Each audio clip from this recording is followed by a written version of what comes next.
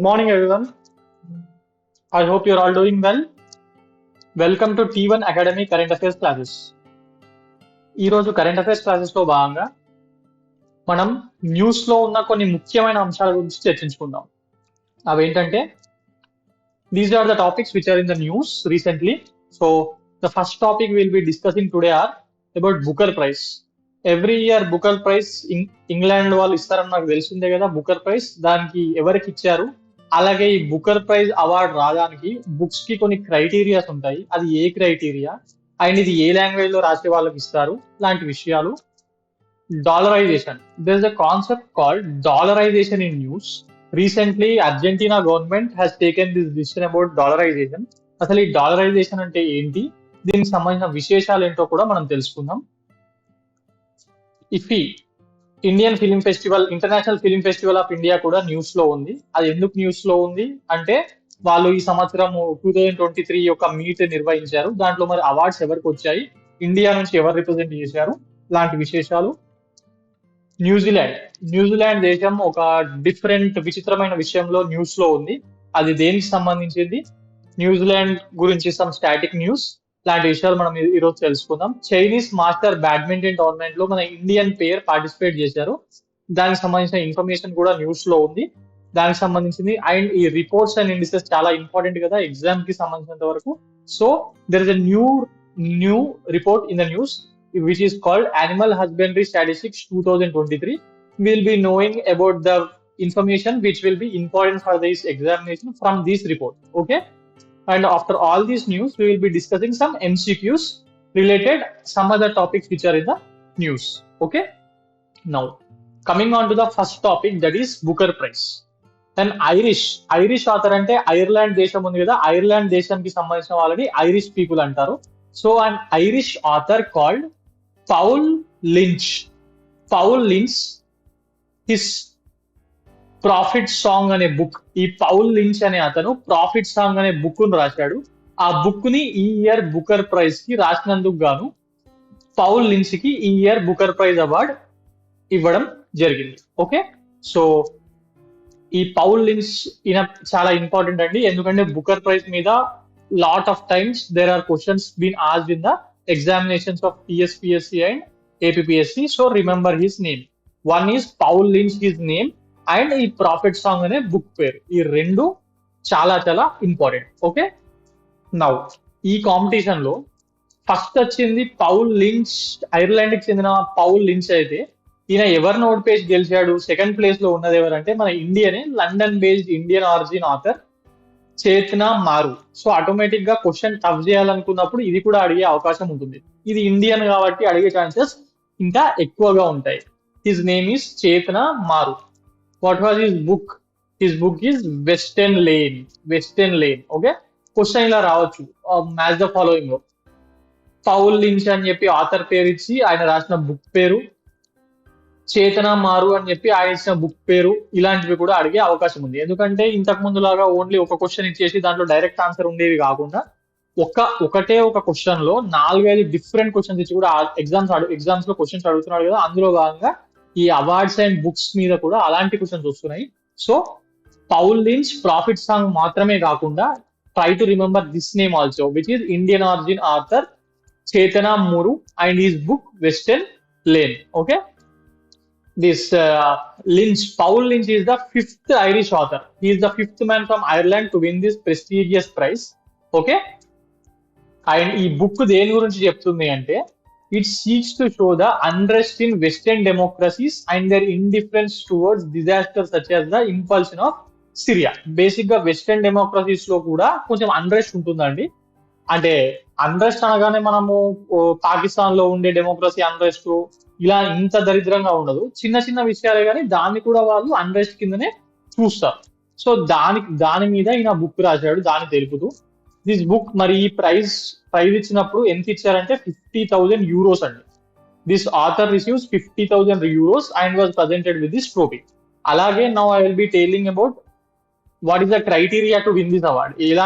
ఏ criteria కింద select అయిన books ని అవార్డ్స్ కి కన్సిడర్ చేస్తారంటే the Booker Prize, which is awarded as the best novel of fiction written in English and published in UK and Ireland.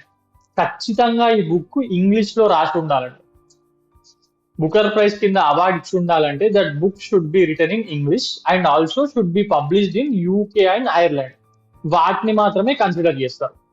అంటే even if a book which is written in India, Indian author and India, but it should be in English and it should also be released in UK and Ireland. ఈ criteria మీద కూడా ఒక్కసారి RRB ఎన్టీపీసీలో question అడిగాడు. So ఈ criteria కూడా గుర్తుపెట్టుకోవడానికి try చేయండి. మరి లాస్ట్ ఇయర్ ఎవరు గెలిచారంటే శేషన్ కరుణ తిలక. శేషన్ కరుణ తిలక ఈయన శ్రీలంకకు చెందిన వారండి. శ్రీలంకన్ సివిల్ వార్ మీద బుక్ రాశాడు. So Shehan Karunatilaka won the Booker Prize for the 7 Moons of Mali Almeida, whose story centers on the Sri Lankan Civil War. Yeah, ఇందాకే చెప్పాను. ఈ బుక్ ఈయన శేషన్ కరుణ తిలక శ్రీలంకన్ సివిల్ వార్ మీద రాసిన బుక్ ఇది. Last time this book has one the award. So for the second consecutive year a novel about political conflicts has won the prize. That means last time కూడా Sri Lankan civil war మీదనే ఉంది, ఈసారి ఆ western countries లో ఉండే unrest మీద ఉంది, Syrian war కి సంబంధించిన ఇష్యూ మీద. సో 2 సార్లు దీని మీద ఇచ్చాడని చెప్పి చెప్తున్నాడు. సో ఈ టాపిక్ లో ఇంపార్టెంట్ పాయింట్స్ ఏంటంటే ఎవరు రాశారు, రాసింది ఎవరు, పౌల్ లించ్, బుక్ పేరు ప్రాఫిట్ సాంగ్, సెకండ్ ప్లేస్ లో ఉన్నది ఎవరు అంటే జనరల్ గా సెకండ్ ప్లేస్ అడగరు, బట్ ఈసారి ఇండియన్ ఆథర్ కాబట్టి you have to remember this name. His name is చేతన మారు. Okay, right, he is the 5th Irish author. This is the second point which have to be remembered, and the third point here is important is this: the Booker Prize is awarded for the best novel of fiction written in English and published in UK and Ireland. These 3 points are important. Okay, try to remember these 3 points.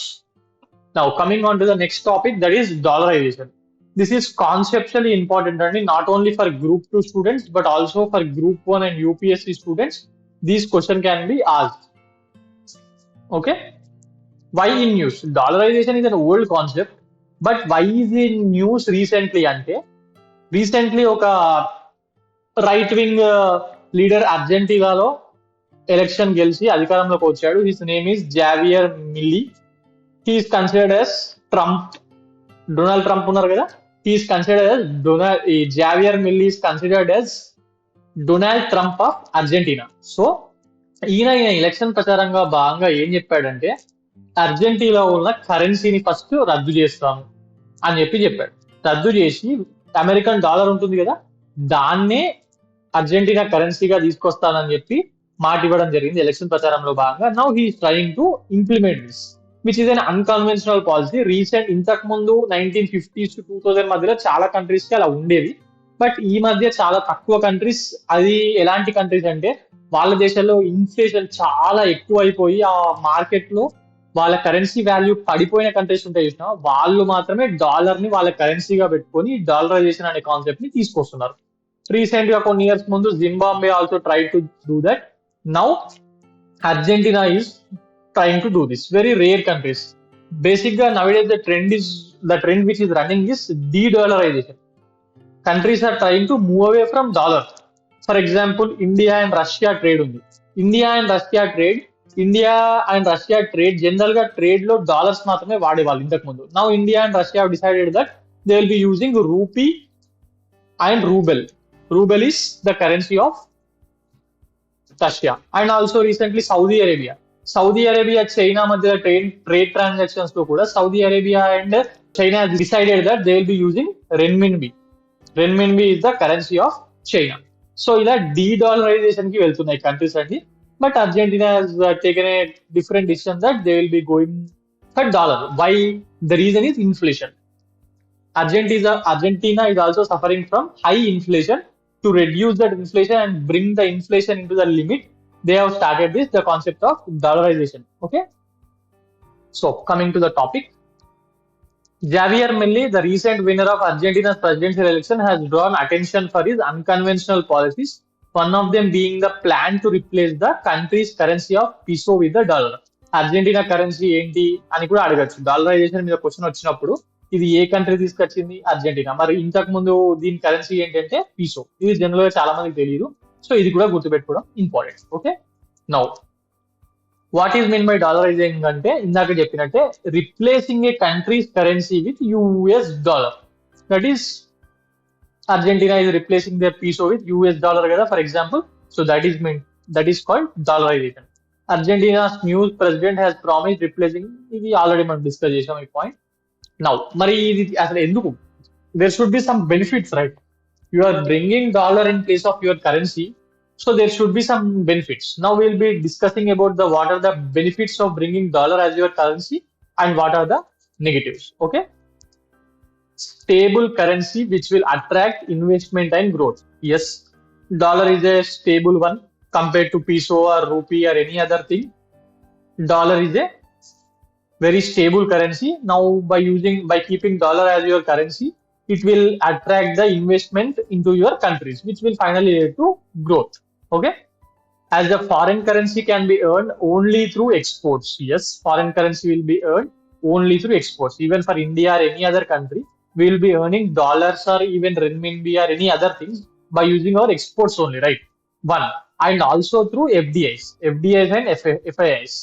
This is one more concept. This FDIs and FIIs will be coming into only major countries which are in the path of growth.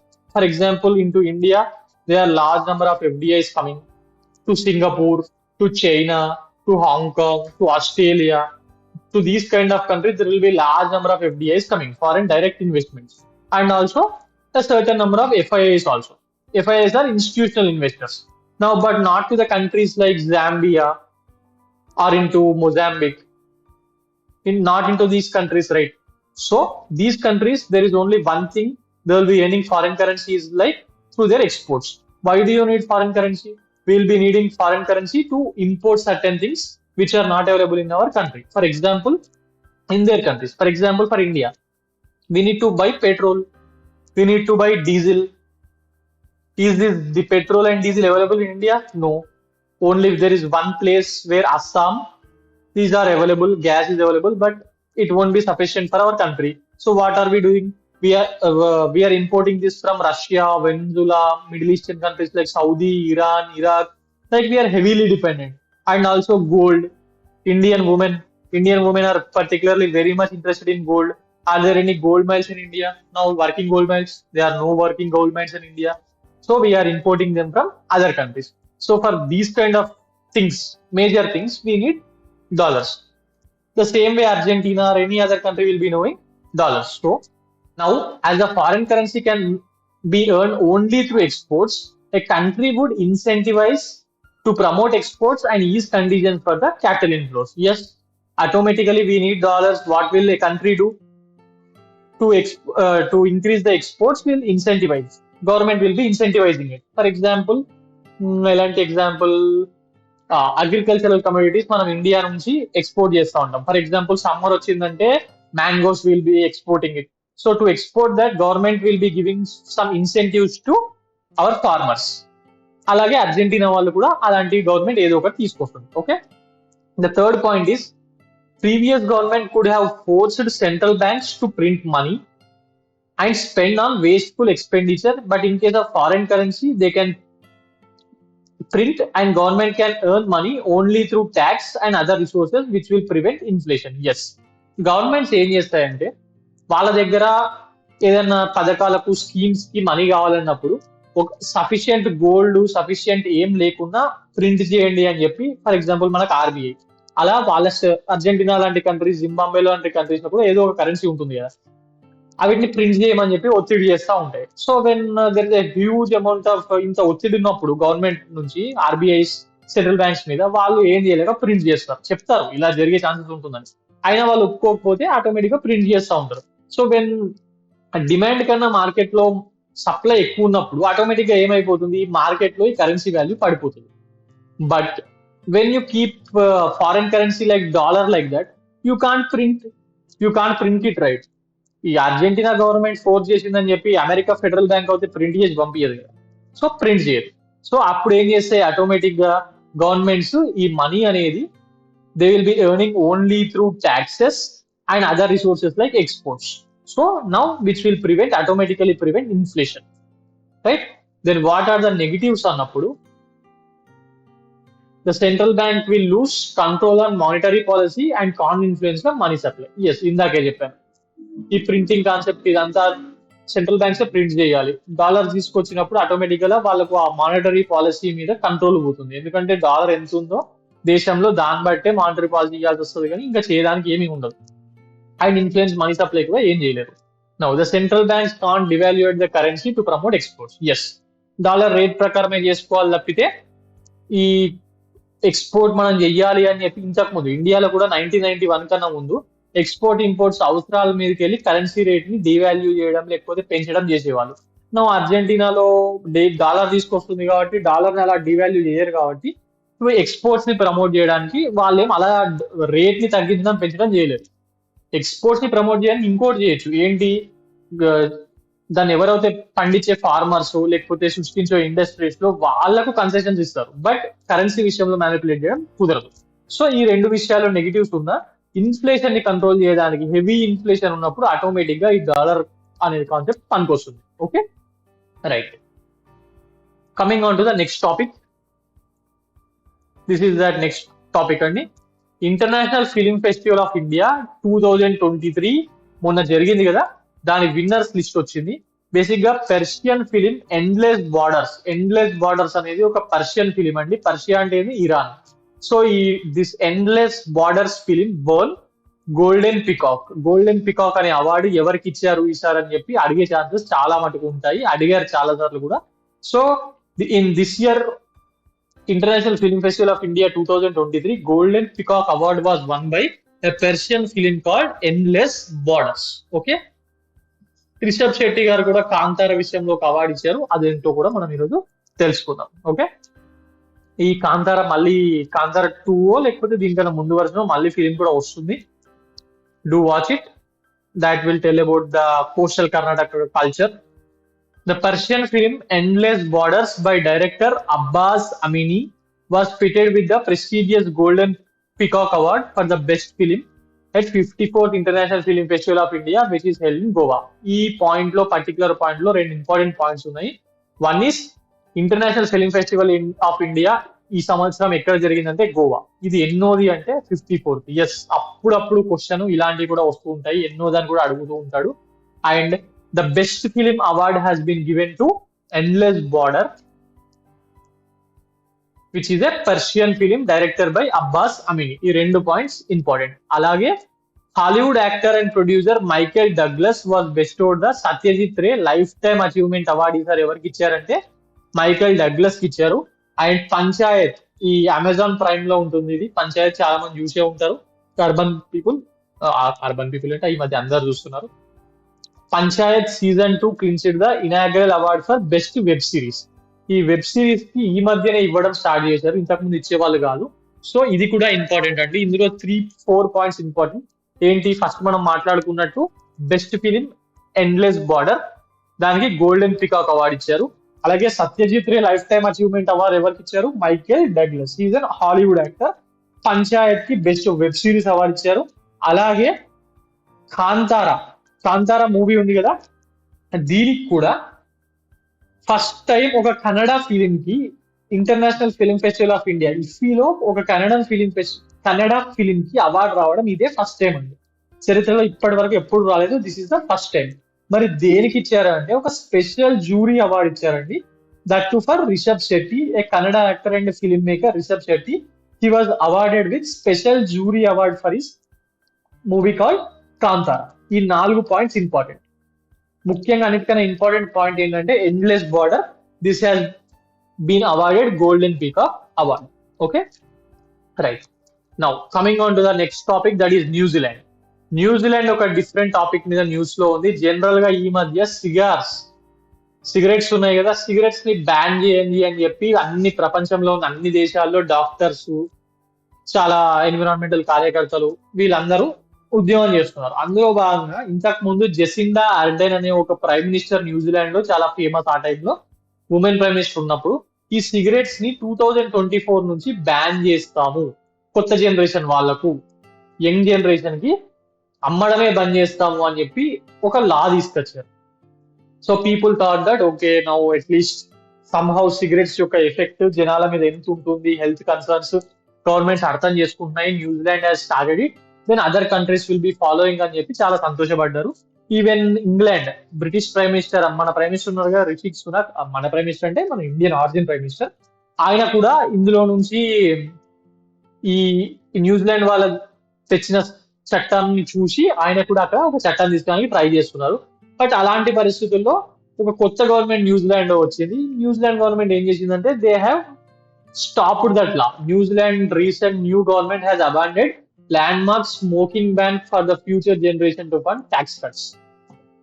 వీళ్ళు election లో ఏం promise చేసి అధికారంలోకి వచ్చారంటే taxes ని, మీరు government కి కట్టే ట్యాక్సెస్ ని రిడ్యూస్ చేస్తాము అని చెప్పి ప్రామిస్ చేసి న్యూజిలాండ్ గవర్నమెంట్ అక్కడ ఎలక్షన్స్ విన్ అయింది. సో మరి సమ్హౌ ఆ గ్యాప్ ని వీళ్ళు ఫిల్ చేయాలి కదా. మరి ఫిల్ చేయడానికి వీళ్ళు ఏం చేస్తున్నారంటే ఈ ఆటోమేటిక్ గా స్మోకింగ్ బ్యాన్ ఎత్తేస్తే దాని ద్వారా ఇండైరెక్ట్ ట్యాక్స్ వస్తుంది కదా గవర్నమెంట్ కి. ఎస్, చాలా వస్తుందండి. ఫర్ ఎగ్జాంపుల్ 2010 ఆ టైంలో ఇండియాలో ఒక సిగార్, ఫర్ ఎగ్జాంపుల్ ఏదో ఒక cigar, lights lights it use to be 4 rupees, now it is 18 rupees. ఇది ఎందుకు?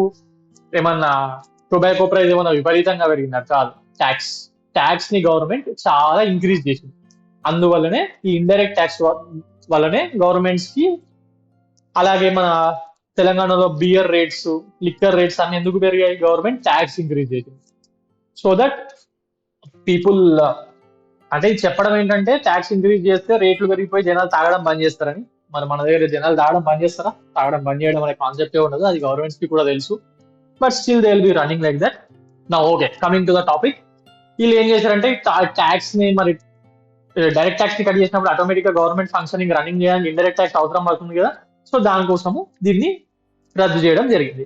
ఇదంతా దాని గురించి ఏనండి. సింపుల్ క్వశ్చన్ ఏం మీద వస్తుందంటే recently which government has abandoned the land mark smoking ban for those future generation అని చెప్పి వస్తారు. That is answer is New Zealand అండి. ఒకప్పుడు బ్యాన్ చేసింది న్యూజిలాండే, ఇప్పుడు ఆ బ్యాన్ ని వెనక్కి తీసుకున్నది న్యూజిలాండ్. ఓకే, ఈ చట్టం, ఈ బ్యాన్ చేసిన చట్టం ఇప్పటివరకు అమల్లోకి రాలేదు. 2024 జనవరి 1 నుంచి, అంటే ఇంకొక నెలలో స్టార్ట్ కాబోయేది. బట్ అది స్టార్ట్ కాకపోయే మొన్న ముందే అక్కడ లాబీయింగ్ చేసి దాన్ని క్యాన్సిల్ చేయించారు. ఓకే, యా, ఇదంతా కూడా దాని గురించేనండి. This policy was thought to have inspired prime minister Rishi Sunak to introduce similar in UK. Yes, ఇంకా అదర్ కంట్రీస్ లో కూడా స్మోక్ ఫ్రీ జనరేషన్. ఇప్పుడు పాతగా అలవాటైన వాళ్ళని బంద్ చేయమంటే వాళ్ళు బంద్ చేయలేరు. ఇండియా లాంటి కంట్రీస్ లో కొత్త జనరేషన్స్ కి అమ్మడం బంద్ చేస్తామంటే అది ఇంప్లిమెంట్ చేయడం కష్టం, ఎందుకంటే మన దగ్గర ప్రతి కిరాణా షాప్ లా సిగరెట్లు అమ్ముతూ ఉంటారు. But like countries like New Zealand or UK, there are some particular shops. For example ఇండియాలో, తెలంగాణలో వైన్ షాప్స్ కి ఎట్లయితే లైసెన్స్ ఇచ్చి ఈ షాప్స్ లో మాత్రమే లిక్కర్ అమ్మాలి అని చెప్పి ఉంటుందో, యూకే కొన్ని వెస్టర్న్ కంట్రీస్ లో సిగార్స్ కి కూడా అదే రూల్ ఉంటుందండి. ఆ లైసెన్స్ ఉన్న షాప్స్ మాత్రమే అమ్ముతాయి, ఎక్కడ పడితే అక్కడ అమ్మరు. So they can implement this future generations. For example 15 years కన్నా కింద వాళ్ళకు, లేకపోతే 2000 తర్వాత పుట్టిన వాళ్ళకు ఎట్టి పరిస్థితుల్లో అమ్మకూడదు, ఇలాంటి రూల్ చేసి వాళ్ళు ఇంప్లిమెంట్ చేద్దాం అనుకున్నారు. బట్ అలాంటిది ఇంప్లిమెంట్ చేయలేకపోయారు. ఓకే, ఇలాంటి లాస్ మెక్సికోలో, కెనడాలో కూడా ఉన్నాయి. బట్ ఇవన్నీ నాట్ ఇంపార్టెంట్. న్యూజిలాండ్ ఒకటి గుర్తుపెట్టుకుంటే సరిపోతుంది. Okay, right. Now coming on to the next question. Chinese master badminton tournament 2023. Recent గా ఈ సాత్విక్ సాయిరాజ్ అండ్ చిరాగ్ శెట్టి మీద ఎగ్జామ్స్ లో క్వశ్చన్స్ వస్తున్నాయండి. అందుకే ఈ టోర్నమెంట్ వీళ్ళు ఓడిపోయినా కూడా నేను దీని గురించి మెన్షన్ చేస్తున్నాను ఇవాళ. ఎందుకంటే వీళ్ళు బ్యాడ్మింటన్ లో స్టార్టింగ్ లో సైనా నెహ్వాల్, దాని తర్వాత పివి సింధు, దాని తర్వాత శ్రీకాంత్, వీళ్ళ పేర్లు వినిపించేవి, వీళ్ళే గెలిచేవాళ్ళు. సో వీళ్ళ మీద క్వశ్చన్స్ వచ్చేవి. బట్ రీసెంట్ గా డబుల్స్ లో PV Sindhu out of form, P Srikanth out of form, Sindhu, Saina Nehwal అయితే ఆడట్లేదు అసలు. ఈ Satwik Sairaj and Chirag Shetty they are in form, చాలా టైటిల్స్ గెలుస్తున్నారు. సో వీళ్ళ మీద క్వశ్చన్స్ వస్తున్నాయి. సో ఇది కూడా అడగచ్చు. ఒకవేళ క్రికెట్ మీద అడగడం ఆపేశారు ఎగ్జామ్స్ లో, అడిగేది ఏంటి? టెన్నిస్, ఫార్ములా 1, బ్యాడ్మింటన్, అప్పుడప్పుడు బాక్సింగ్ అండ్ రెజ్లింగ్. సో ఈ స్పోర్ట్స్ లో ఈ టాపిక్స్ ఖచ్చితంగా ఇంపార్టెంట్, అందుకే దీని గురించి చెప్తున్నాను. Recently held this Chinese master badminton tournament. Indian duo Satvik Sairaj and Chirag Shetty lost to the world number 1 Chinese pair of Liang Wei-King and Wang Chang. ఇది అవసరం లేదు, ఈ పేర్లు మాత్రం అందాగా గుర్తుపెట్టుకోండి. ఇది ఎగ్జాక్ట్ గా ఎవరికి గుర్తుండవు చైనీస్ పేర్లు, ఇది గుర్తుపెట్టుకుంటే సరిపోతుంది. ఓకే, ఏ టోర్నమెంట్ అంటే చైనీస్ మాస్టర్ టోర్నమెంట్. మన వాళ్ళ పేర్లు గుర్తుంటాయి అందరికి, ఈ లియాంగ్ అండ్ వాంగ్, ఈ పేర్లు గుర్తుపెట్టుకుంటే చాలు. రైట్, ఇది ఇంపార్టెంట్ అండి. ఒకవేళ బ్యాడ్మింటన్ మీద అడగాలి అని అనుకుంటే ఈ మధ్య కాలంలో మన వాళ్ళు గెలిచిన టోర్నమెంట్స్ పెద్దగా లేవు. సో ఆటోమేటిక్ గా చైనీస్ మాస్టర్ బ్యాడ్మింటన్ ఇంపార్టెంట్ అవుతుంది. So please try to remember this. Now coming on to the next topic, that is Animal Husbandry Statistics Report 2023. This was released by Union Minister Purushottam Rupala. ఈయన animal husbandry దానికి minister అండి, Purushottam Rupala. This report has highlighted the substantial growth in milk, egg and meat production. Yes, ఇండియాలో production milk ఎంత ఉంటుందో తెలిసింది కదా, largest producer of the world. ఈ milk, egg and meat production ఇండియాలో ఇంక్రీజ్ అయ్యింది. అలాగే ఏ స్టేట్స్ లో ఎక్కువ ఉంది అనేది దాని మీద క్వశ్చన్స్ అప్పుడప్పుడు వస్తూ ఉంటాయి. తెలంగాణ, ఏపీ ఈ మూడిట్లో ఎందులో ఎక్కువ ప్రొడ్యూస్ చేస్తున్నాయో దాని మీద క్వశ్చన్స్ వస్తాయి. సో దాని మీద మనం ఈరోజు డిస్కస్ చేసుకుందాం. In milk production, India's milk production is 230.58 million tons అండి, చాలా ఎక్కువ. 230.58 million tons in 2022-23. Cows, buffaloes ఇవన్నీ హిందీ బెల్ట్ లో చాలా ఎక్కువగా ఉంటాయి. ముఖ్యంగా అక్కడ పెద్ద స్టేట్ ఏది, ఉత్తరప్రదేశ్. సో ఆటోమేటిక్ గా ఉత్తరప్రదేశ్ షేర్ ఎక్కువగా ఉంటుంది. రైట్, నౌ ఇది డౌట్ వస్తే, ఒకవేళ ఆన్సర్ తెలియకపోతే మిల్క్ ప్రొడక్షన్ అని స్టేట్ ఇచ్చినప్పుడు బేసిక్ థింగ్ గుర్తుపెట్టుకోవాల్సింది ఏంటంటే, కౌస్ అండ్ బఫెలోస్ చాలా ఎక్కువగా ఎక్కడ ఉంటాయంటే హిందీ స్టేట్స్. అందులోనూ హిందీ స్టేట్స్ లో పెద్ద స్టేట్ ఏంది, Uttar Pradesh. So that will be 99% of times that will be answer. Second పెద్ద స్టేట్ ఏంది ఆ ఏరియాలో, రాజస్థాన్. సో సెకండ్ అలా. Right, now coming on to next, egg production. Eggs అనగానే ఆటోమేటిక్ గా ఆంధ్రప్రదేశ్, తమిళనాడు ఏదో ఒకటి ఉంటుంది. ఎందుకంటే నార్త్ లో నాన్ వెజ్ చాలా తక్కువ, ఎగ్ కూడా తినరు. ఎంత దరిద్రంగా తినరంటే, మధ్యప్రదేశ్ లో ఒకసారి ఈ మిడ్ డే మీల్ స్కీమ్ ఉంటుంది కదా, మిడ్ డే మీల్ స్కీమ్ లో ఎగ్ పెడితే దాన్ని కూడా మధ్యప్రదేశ్ లో ఉన్న బీజేపీ గవర్నమెంట్ రద్దు చేయించింది. ఎగ్ మనం ఏమనుకుంటాం, ప్రోటీన్ ఫుడ్, స్టూడెంట్స్ కి మంచిది అనుకుంటాం. బట్ అక్కడ అసలు నాన్ వెజ్ ఎంత వ్యతిరేకం అంటే, నాకు గుర్తున్నంత వరకు మధ్యప్రదేశ్ హోమ్ మినిస్టర్ అనుకుంటా ఆ టైంలో, నరోత్తమ్ మిశ్రా, ఆయన దగ్గరుండి మరి మిడ్ డే మీల్స్ లో ఎగ్ ఆపేపించాడు. మీరు అసలు తినకూడదు, ఆ ఎగ్ తినడం వల్ల ఏదో జరిగిపోద్ది అని చెప్పి. ప్రోటీన్ ఫుడ్ అంటే తినే వాళ్ళు తినరు, but this is a protein food, తినే వాళ్ళకన్నా పెట్టచ్చు కదా, అలాంటివి కూడా చేయకుండా రద్దు చేయించారు. సో ఈ ఎగ్ ప్రొడక్షన్ అనేది ఆటోమేటిక్ గా సదర్న్ స్టేట్స్ లోనే ఉంటుంది. Andhra Pradesh emerged as the leading egg producer with 20.1%, followed by Tamil Nadu, Telangana, West Bengal, Karnataka. ఇవన్నీ అన్ని మన స్టేట్స్. ఒక వెస్ట్ బెంగాల్ ఒక్కటి మాత్రమే. Even this is not considered as a northern state, this is eastern India. Right, so egg production లో first place Andhra Pradesh, second place Tamil Nadu, third place Telangana.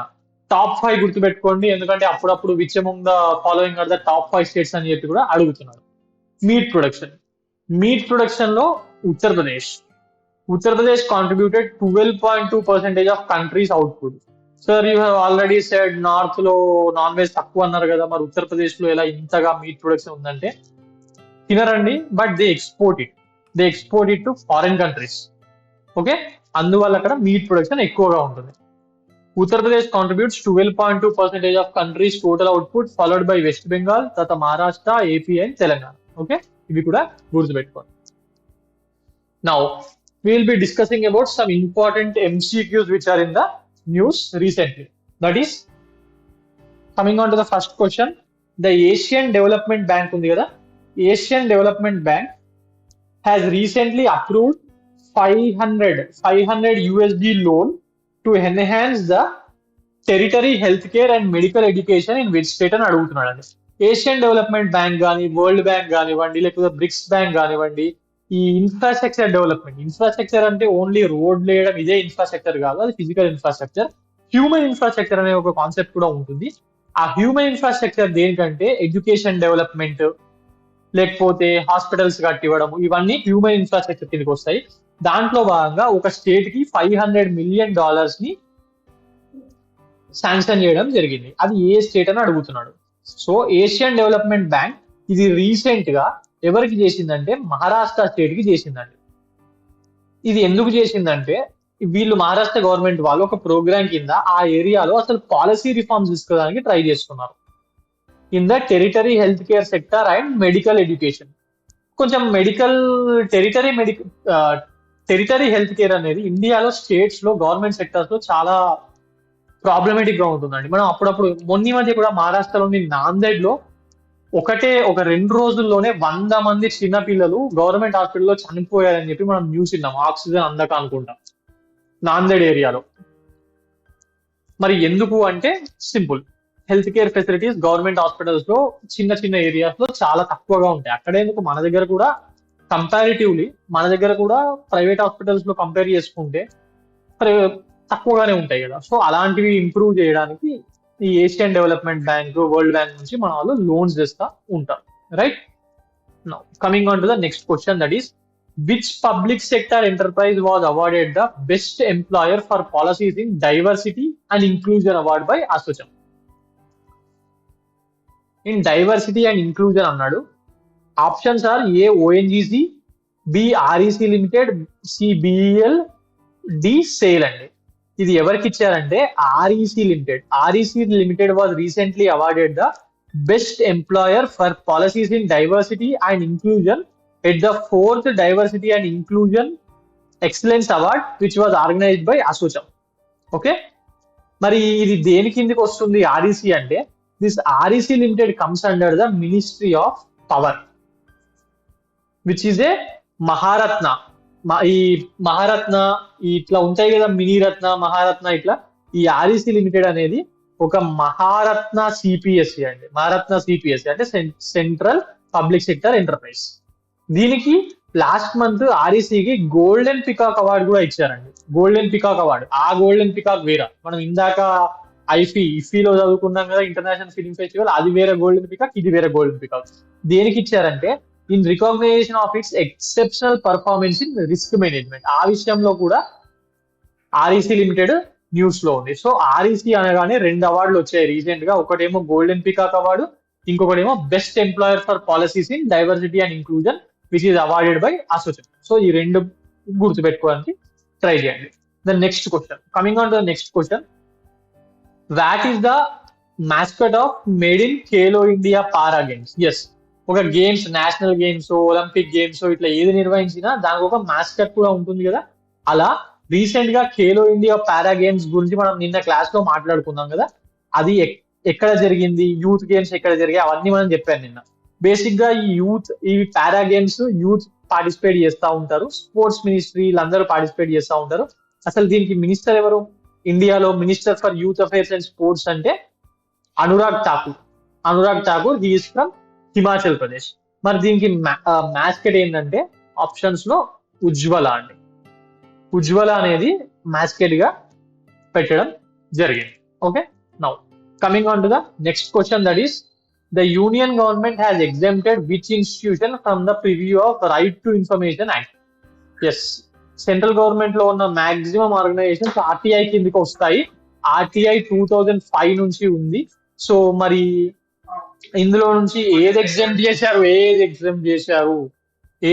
చేశారు అంటే RBI, సెబియా, సెర్టిన్, ఎలక్షన్ కమిషన్ ఆఫ్ ఇండియానా, విచ్ ఆఫ్ ది ఫాలోయింగ్ అని చెప్పి అడుగుతున్నాడు. దేన్ని చేశారు అంటే సెర్టిన్ ని చేశారు. Election commission of India RTI కిందకి వస్తుంది, అందరికి తెలిసిందే మనకు. ఆర్బిఐ, సెబి ఇవన్నీ వస్తూ ఉంటాయి. రీసెంట్ గా మాత్రము సెర్టిన్ అనేది ఏంటంటే కంప్యూటర్ ఎమర్జెన్సీ రెస్పాన్స్ స్కీమ్ అండి. ఇది this is a national nodal agency to deal with cyber security. ఎందుకు అంటే this will be dealing with the cyber security issues like hacking, fishing, ఇలాంటివన్నీ చేస్తూ ఉంటది కాబట్టి, అంటే ఒక రకంగా కొన్ని సీక్రెట్ ఇన్ఫర్మేషన్స్ కూడా దీని కింద ఉంటాయి. సో అందువల్లనే ఈ రైట్ టు ఇన్ఫర్మేషన్ యాక్ట్ నుంచి దీన్ని ఎగ్జామ్ చేయడం జరిగింది. ఓకే, నౌ ఇదండి ఈరోజు current affairs. For more current affairs like this please visit T1 Academy. Thank you.